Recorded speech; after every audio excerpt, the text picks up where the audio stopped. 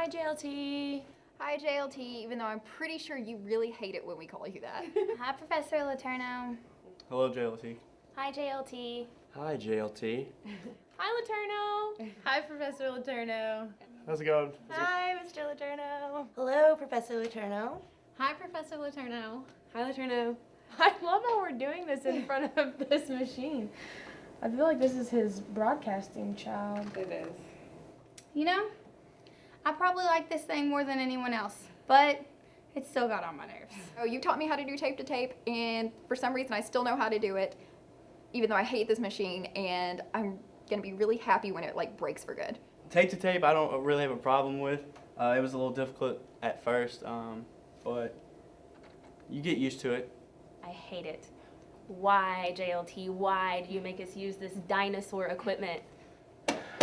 Me and this guy right here had a lot of good times together when he taught me how to do it. Me and him one-on-one. That was tons of fun. I'm glad I learned it because I can just add it to my resume, but when I was doing it, I absolutely hated it. Letourneau, this is a wretched machine. I don't know why you ever made us use it. Oh man, I just love this machine. It's rad. It's groovy. My mom probably used it when she went through broadcasting at Iowa, but I have some dreams about smashing it with a baseball bat every now and then, but those are repressed. Oh, I didn't mind tape to tape. That was kind of fun. I kind of didn't really like it. Kind of hated it, actually. This bad boy has caused me a lot of sleep loss and deprivation and extra stress. Oh, tape to tape. I don't like it at all. This is 2014. I know stations still use it, and I'm really glad I learned it, but no. And then tell me the first thing you ever heard about Letourneau. The first thing I heard about Letourneau was that he is very intimidating. That he hated freshmen. How I should never bring my phone out in your class. He's very strict, but he knows what he's talking about. He is the most intimidating professor I will ever have while I'm here at Western. And very aggressive. They were like, oh, who do you have? And I'm like, oh, I have Professor Letourneau. And they're like, oh. I heard that he was serious, like a really serious teacher. He was the guy to meet, so to speak, and I wasn't disappointed when I met him. He's a hard ass. You'll probably never get an A in this class. They asked if I ever had you as a teacher, and I said, no, not yet. And they said, okay, that's good. Is that he is a very, very, very scary man. That you only paid attention to the people that you really thought had potential. So I was really hoping that you paid attention to me. My first memory of him was my first ever radio shift when I was in 265, and my radio shift person who was in 365 was about 30 minutes late, and he came in and he looked at who I had and he was like, well, this guy's eccentric, so be careful what he tells you. I specifically remember one time I was trying to get your attention and you were turning the corner, so all I said was Letourneau, and oh no. Me walking into his 265 class, I believe I was wearing a UK shirt, kind of like I am now, and I think he was giving me grief about it. Is us walking into class and the very first day him asking someone to leave because they passed a note during class. Him pronouncing my name wrong. He said my last name, Adam Meyer, and I corrected it on him, and I said my last name was Mayer. And then from then on out, he still persisted to call me Adam Meyer. And to this day, it's still Adam Mayer. At the newscast, just kind of like watching it all go down, and Letourneau was there, and I just remembered watching him from a distance do his thing, and people yes sirring and yes professor, and like being on point. And I was like, oh, he means business. I told him once that I wanted to go to Greece and to study abroad. And he was like, no, don't do it. You go to Italy with us next semester. And after he finally like listened to me and was like, okay, she's gonna go to Greece, he went into this we were in there for probably like an extra 15 or 20 minutes just talking about the history of Greece. In New Orleans, we were at this bar, and I go in and there's this guy with a white beard wearing a hat, and he's speaking what I think is, he was speaking fluent Italian. There was something that I was arguing with Letourneau, and he was not backing down, and I was arguing like semantics. Whether a word meant this thing or that thing, and me and Letourneau had like a 30-minute argument. And people still make fun about it this day, and I wasn't willing to admit that I lost, but he got me. He was just talking about stuff and just intimidating the hell out of me. Professor Letourneau came in and had a glass of wine, naturally. And I was doing a pretty poor job on teleprompter because I'd never done it before. And he just took it from me. He's like, no, more like this, more like this. I'm pretty sure the first day I got in trouble for having water, which was a recurring theme for me and you. And one of my favorite stories of Letourneau is probably when he brought this big picture to class and told us how he used to be a model or something, and talked about his one time he spent in the drunk tank. Then Becca fell out of the chair, and Letourneau spent like 15 minutes of the class like laughing at her, it was pretty great. This past homecoming, you were grilling out and you were drinking something, and I was like, what are you drinking? And you were like, want to try it? I was anchoring afterward. He told me to either go to a tanning bed or to never wear black on camera again. We went to the square, and we all sat with him, and we talked about the story ideas, and we drank beer, and that was fun, and ate a lot of good pizza that day. After Italy, there are so many favorite memories of Letourneau, but the final night when we all gathered in this piazza and had dinner together, and we were splitting wine and sharing stories, that is probably one of my favorite memories of Letourneau. Every class that we had in news discovery, every single one of those. This is my first time my mom had come up to campus since like my sister had been in school here. We go over there, and my mom points to one of the pieces of food and says, hey, I want that one because it's burnt.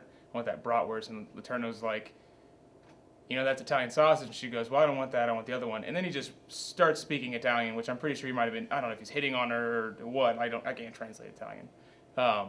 But it was like 30 seconds of Italian, and me and my mom just kind of looked at each other like, what the heck is this guy talking about? Definitely last summer when we spent in Italy, basically like every day it was awesome. He was like a father figure to us for a whole month. Last year, when I was in year 335 class, after class, you could tell that I was upset and distraught about something, and you asked me about it, and I had like a complete mental breakdown and started crying, and I was stressed about the show and all my other broadcast stuff, and you sat me down and helped me through it, and so thank you. I never told you until now, but thank you for that. The very last week, I actually shared 3 liters of wine with Letourneau, and it was the absolutely most amazing conversation that I ever had with a man, and I just learned so much in those 3 hours. It was awesome. It's all the times I just come sit and talk to you in your office, and you would just help me and talk me through life, I guess you could say. One of the greatest things that he's taught me is just how to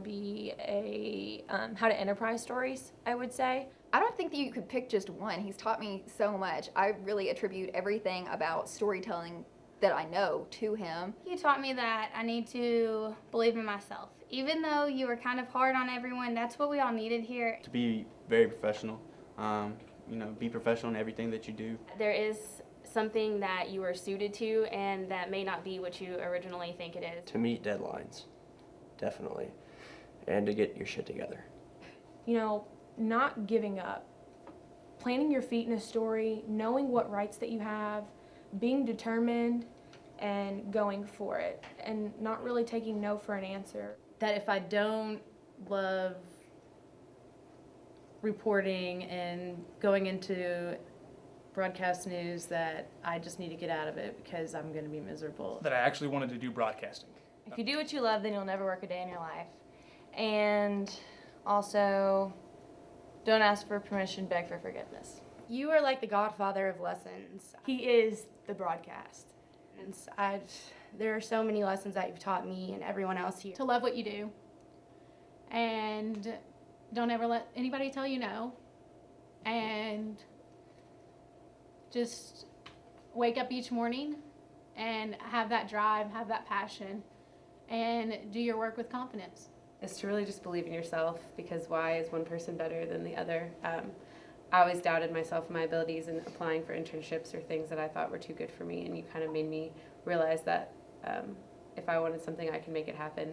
Professor Letourneau is one of those teachers who sometimes you might dislike him in the middle of class, but he's the guy who, when you walk away and you go into the field of battle, he's the guy that you're glad you had on your side.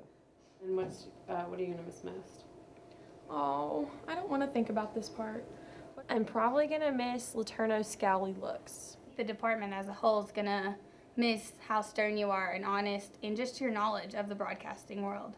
Probably his knowledge. His brutal honesty, definitely. His humor. He always put a smile on my face every time he said something funny. The swift kick in the ass that he gives us when we need it.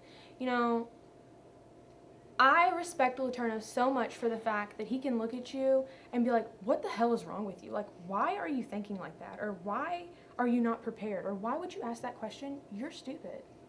But it's all out of love and because he expects more from you and he knows you can do better. He was just such a good teacher, and I feel like everything that I've learned from this school has been mainly from him. Like everything that I remember, things that pop in my mind whenever I'm shooting or whenever I'm reporting, everything is in his words because he's literally taught me everything.